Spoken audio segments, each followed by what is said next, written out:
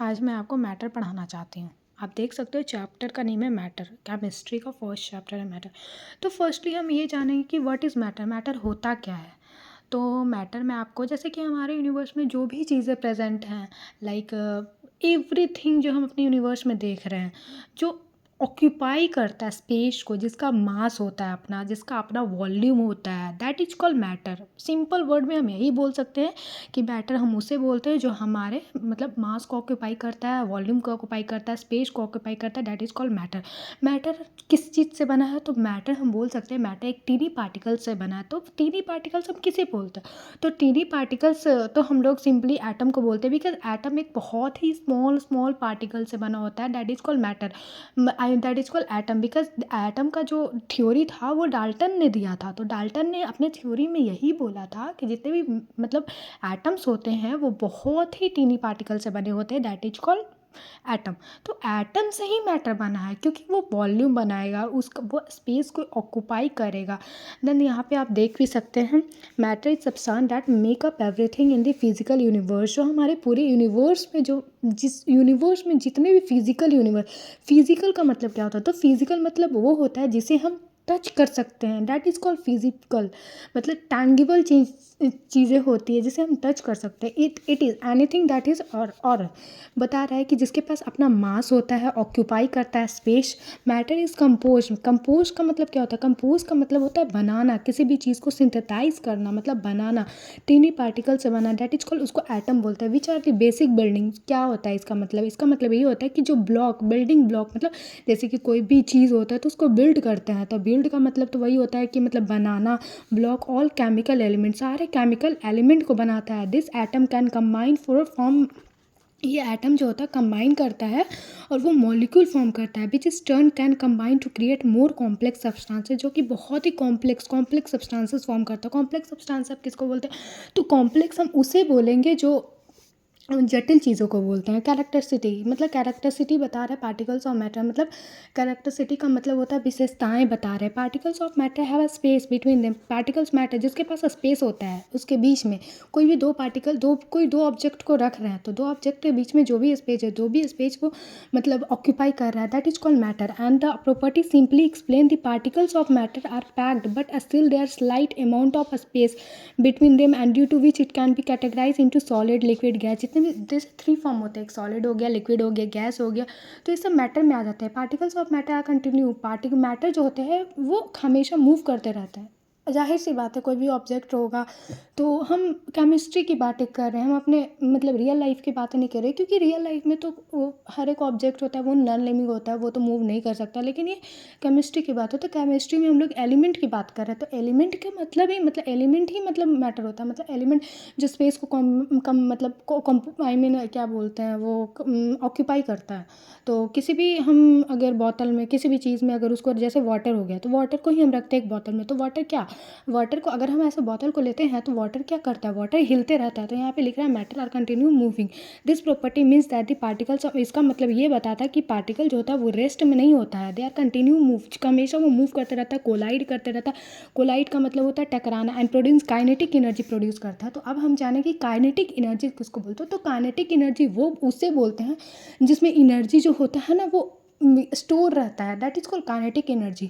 दो टाइप का एनर्जी होता है, एक पोटेंशियल एनर्जी होता है, काइनेटिक एनर्जी होता है। तो काइनेटिक एनर्जी उसको बोलते हैं जो स्टोर होता है। पोटेंशियल एनर्जी वो होता है जो हमेशा मतलब खर्च होते रहता है, that is called potential energy. Particles of matter attract, matter जो होता है एक दूसरे से अट्रैक्ट करता है। This property of matter explain the particles of matter attract. तो ये प्रॉपर्टी हमें ये शो करता है कि जितने भी मैटर होते हैं यूनिवर्स में वो एक दूसरे से अट्रैक्ट करते रहते हैं।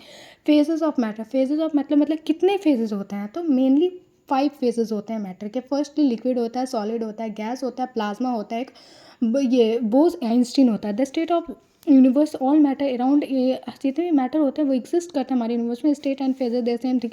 5 state of matter that is called solid हो गया, लिक्विड हो गया, गैस हो गया, प्लाज्मा हो गया, बोस आइंस्टीन हो गया। And 3 state of the matter, solid, liquid, gas. ऐसे तो 3 बोलते हैं लेकिन होते 5 है, बट मोस्टली हम लोग स्कूलों में भी पढ़े हैं कि 3 ही माना जाता है। फर्स्टली सॉलिड किसको बोलते हैं? तो सॉलिड वो होता है जिसके बीच में स्पेस नहीं होता है। वो अगर कहीं किसी भी चीज़ को रखेंगे तो उसमें स्पेस नहीं होता है, मतलब वो हर एक चीज़ को ब्लॉक में बांधा रहता है, दैट इज कॉल्ड सॉलिड। और उसका जो वॉल्यूम होता है वो बहुत ही हार्ड होता है सॉलिड का। तो यहाँ पे लिखा है solid the particles are very closed packed, एक दूसरे से बहुत ही क्लोज होता है, and the force of attraction, उसके बीच में फोर्स ऑफ अट्रैक्शन होता है बिटवीन पार्टिकल्स के बीच में, जो इसीलिए वो बहुत ही स्ट्रॉन्ग बोलता है। मैंने आपको क्या बोला कि बहुत ही हार्ड होता है, तो हार्ड का मतलब वही हुआ कि strong, due to its closely. क्यों होता है हार्ड? क्योंकि वो क्लोजली पैक्ड होता है ना, इसीलिए। दैट इज डिफिनिट, उसका एक डिफिनिट शेप एंड वॉल्यूम होता है। The solid have high, solid का जो होता है डेंसिटी हाई होता है, it can not be diffuse, वो एक दूसरे से डिफ्यूज़ नहीं कर सकते क्योंकि उसका डेंसिटी बहुत हाई है।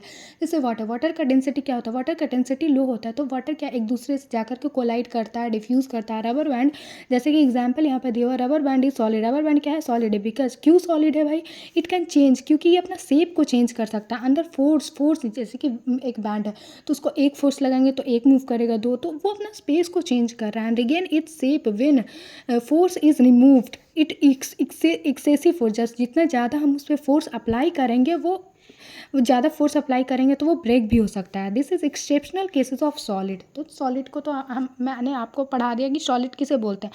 सॉलिड हम उसे बोलते हैं जिसके बीच में स्पेस नहीं होता है, जो क्लोजली पैक्ड होता है, उसका डिफिनिट शेप होता है, सारा कुछ होता है। लिक्विड, लिक्विड वो पार्टिकल्स होता है जिसको जो लेस क्लोजली पैक्ड होता है, मतलब लिक्विड वो होता है जो तैरते रहता है, इसका डेंसिटी लो होता है, and thus the force of attraction इसमें बहुत ही लो होता है, पार्टिकल्स लेस स्ट्रॉन्ग, हार्ड नहीं होता है। दे डू नॉट हैव, इसका डिफिनिट शेप नहीं होता है, बट दे हैव डिफिनिट, लेकिन इसका वॉल्यूम डिफिनिट होता है। आल्सो डेंसिटी इज लोअर, मैंने अभी कहा क्या बोला कि डेंसिटी इसमें लोअर होता है देन द सॉलिड, सॉलिड के कंपेरिजन में। तो ये डिफ्यूज़ कर सकता है गैस, गैस पार्टिकल्स बोलता है, इसका तो और भी माइन्यूट डेंसिटी होता है, बिकॉज ये जो होते हैं एक दूसरे से बहुत ही दूर दूर पर होते हैं। Gas particles are far apart from, एक दूसरे से बहुत ही दूर होते हैं। द फोर्स ऑफ अट्रैक्शन जो होता है पार्टिकल्स का वो नेग्लिजिबल, नेग्लिजिबल का मतलब क्या होता है? नेग्लिजिबल का मतलब वो होता है जो जिसे हम देख ही नहीं पाते हैं। गैस, जैसे कि गैस में हम लोग वाटर को स्टीम करते हैं, बॉयल करते हैं, तो उसमें से जो गैस वेपर निकलता है, क्या हम उसको देख पाते हैं?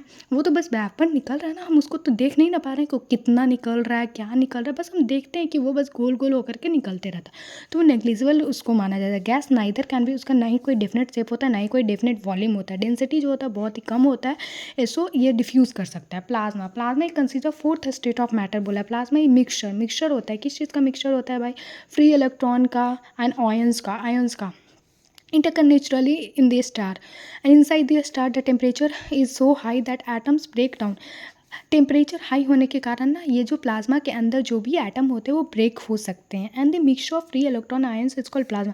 प्लाज्मा किसको बोलते हैं? वो मिक्सचर होता है इलेक्ट्रॉन का, फ्रीली इलेक्ट्रॉन, मतलब फ्रीली इलेक्ट्रॉन किसको बोलते हैं? इलेक्ट्रॉन, किसी भी चीज़ को केमिकल केमिस्ट्री में तो पढ़े, इलेक्ट्रॉन होता है, न्यूट्रॉन होता है, और तो इलेक्ट्रॉन जो होता है फ्री होते हैं, यानी कि मूव करते रहते हैं, आयंस होते हैं स्टेट में प्लाज्मा में। The sun and the other star glow because the pressure of plasma in then, plasma star और सन क्यों ग्लो करते हैं? क्योंकि उनके अंदर प्लाज्मा का pressure, plasma can also be made on the earth, plasma से भी हमारा अर्थ भी बना है by star passing electricity through gases to less temperature, plasma make fluorescent tube glow.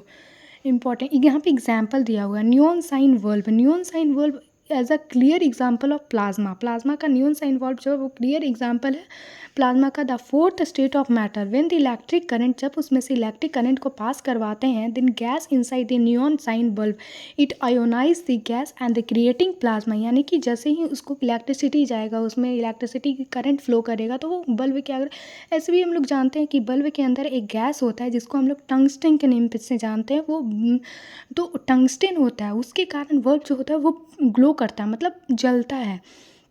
And then the plasma emit light what we see in neon sign, Bose Einstein.